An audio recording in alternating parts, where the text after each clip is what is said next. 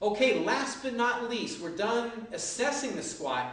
Now what I wanted to do is I wanted to give you a kind of a progression slash regression model with what to do for a squat. You know, we tend to just kind of put clients in standing and then have them squat, and that's kind of how we teach it, right? We teach maybe, you know, the position and everything, and then maybe, you know, a quarter depth and then half depth and like that if we're trying to fundamentally teach a squat.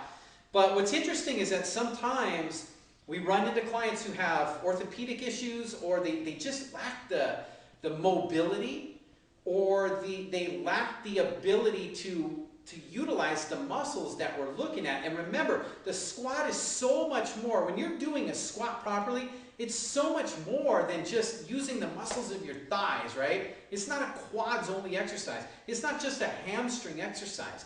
You're using everything. You've got glutes, you've got hamstrings, you've got quads. If you're cueing it right, you've got the entire abdominal stabilization complex involved. You've got your lumbar erectors involved. You've got your scapular stabilizers involved. You've got your traps involved, your shoulders involved. You've got, you know, muscles in the neck, the cervical flexors. Everything is involved here pretty much.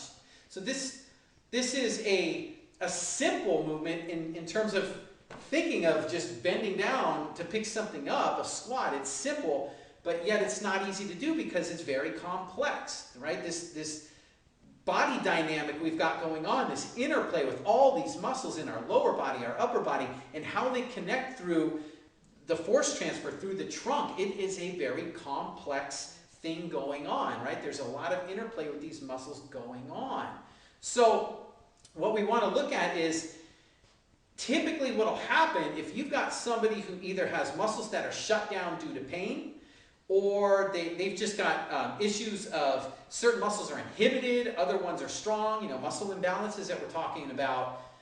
And if we look at the triad of muscle imbalances that I explain in the manual that you've got, remember there's the upper mid-back, there's the abdominal complex, and there's the hip complex.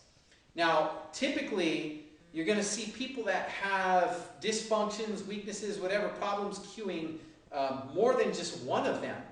And what will happen, like for example, if you look at a squat, you'll have people that have very weak scapular stabilizers, so they've got, you know, the upper cross syndrome thing going on, and they've got weakness in the hips as well. So you might be cueing them on, okay, get your shoulders back when you squat to get the trunk up where you want it so that they're not falling down all over the place.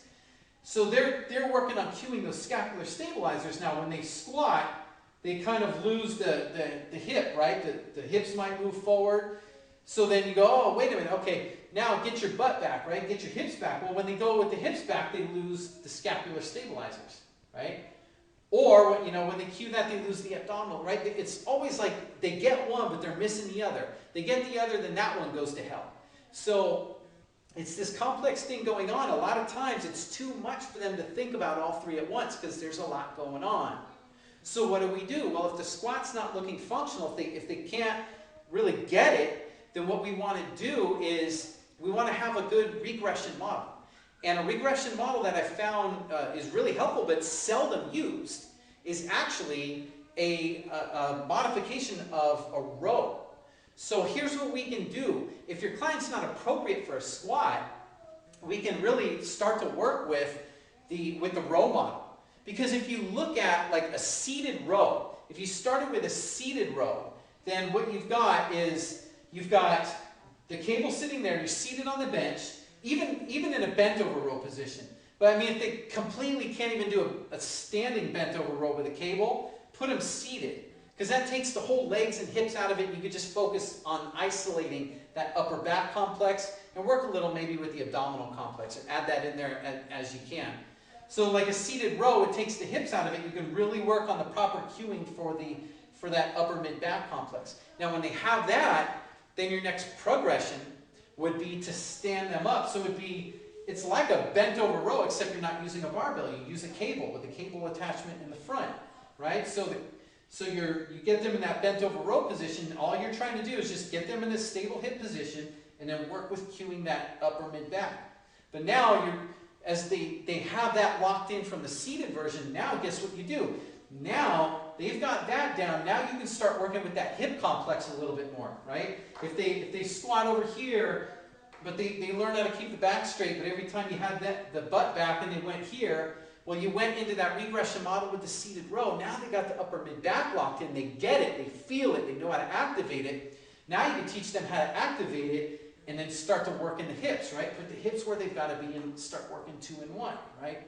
Then you start connecting, you know, what they're feeling with the trunk. Now, the thing with the trunk, with the abdominal complex, is that it'll come, right? It's the most important thing to have, but it'll come, right? So, and usually, it's kind of, I hope I'm explaining this right, but like a seated row, the first thing I would train would be the abdominal complex. So if that thing's dysfunctional, I'm not going to go into having them do a seated row. I'm going to teach them maybe in a static row position when they're seated, how to activate the muscles properly. And before then, you go all the way back through the phase 1 exercises, phase 1, phase 2 that I showed you on the floor into seated and into standing. I know I'm getting way out here, but that's just kind of letting you know, well, what if they can't activate the abdominals, you know, in the stabilization to stabilize their trunk when they're seated? Well, guess what? Then they got to go back to lying on the floor. And then you progress into seated and then ultimately into standing. So anyway, so from seated row to standing row with the cable, right, or bent over row with the cable, then you integrate it, you make it more dynamic. Remember, what we're doing is we're conditioning the person to squat. So what you have here in this row position, you have a static squat. They're holding a static squat, right?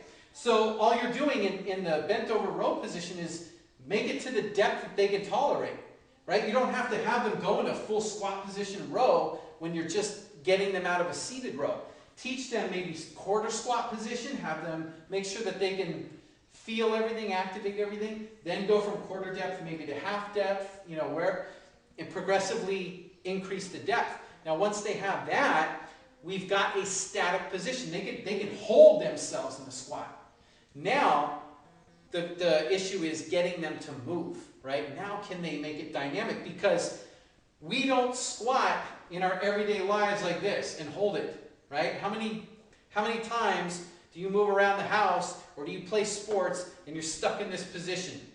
I mean, other than a ready position, you know, before something happens, there's not a lot of that going on. So what we want to do is make it dynamic, because from here, everything happens. So we need to be able to squat down and up, right? Bend down and stand up. Sit down, stand up. So what we're looking at with the row is to do the same thing. Make it a dynamic row. So you've got from here, your bottom position, where they would be rowing here. Now, they're going to pull when they stand up. So they're going to activate the hips, and the glutes and the hamstrings are going to work with everything, with the abdominal complex, with the scapular stabilizers, and they're going to pull into here. So it's a squat down, the arms go forward, up, drive the hips, and pull and squeeze, right? So everything extends together, everything flexes together. Boom, boom. So that's how you do that. And once they've got that, then you can just wean them off the cable and start to use them, or start to train them in just regular squatting patterns, all right? So that is a regression-progression model for those individuals who cannot, who can't just initiate a squat, a traditional squat, all right? So hopefully that helps you out, and I'll be back with some more information coming soon.